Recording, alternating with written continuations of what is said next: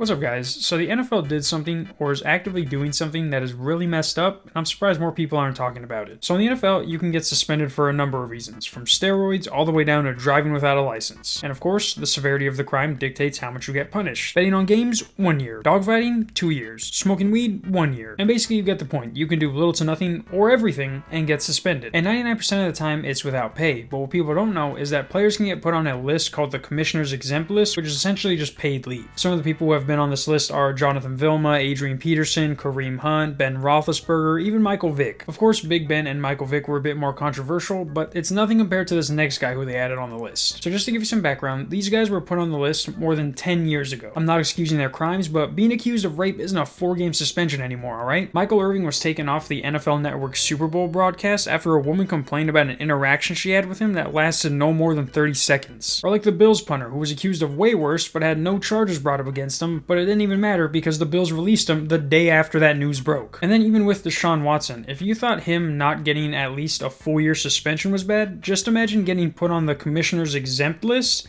for doing what he did, plus what Ben did. So Josh Sills, a lineman for the Philadelphia Eagles, did some pretty wild shit back in 2019. I'm not going to read it all, but you can see what he did at the top. Now, I don't know about you, but someone who has been charged with a crime like that should not be exempt from anything. And I know it's you're innocent until proven guilty, but this isn't like, oh, he threw me on the bed and he had his way with me. She had bruises in her throat, lips, ears, on the back of her knee after 20 minutes of this guy forcing herself on him. He even ended with, "You will talk to me again," like some fucking rapist Obi-Wan Kenobi. And like I said, there are people who smoke weed or take steroids who don't even get a second chance, but then this guy gets put on a list that makes him exempt. My dude's gonna go the whole season with the fucking slap on the wrist. Meanwhile, he was giving girls bruises on the back of their throat against their will. There should be a system in place to where if you're kicked off an NFL team, the city of the team you played for should be able to just raffle off your salary to one of the people who live there. Like Henry Ruggs, the guy who was drunk driving and killed that lady and her dog. Whatever he was supposed to get paid should just go to one of the family members, since they were already gonna pay him already if he didn't drink and drive. But yeah, guys, if you were in the NFL or a college player thinking about making it to the NFL, just remember, you can do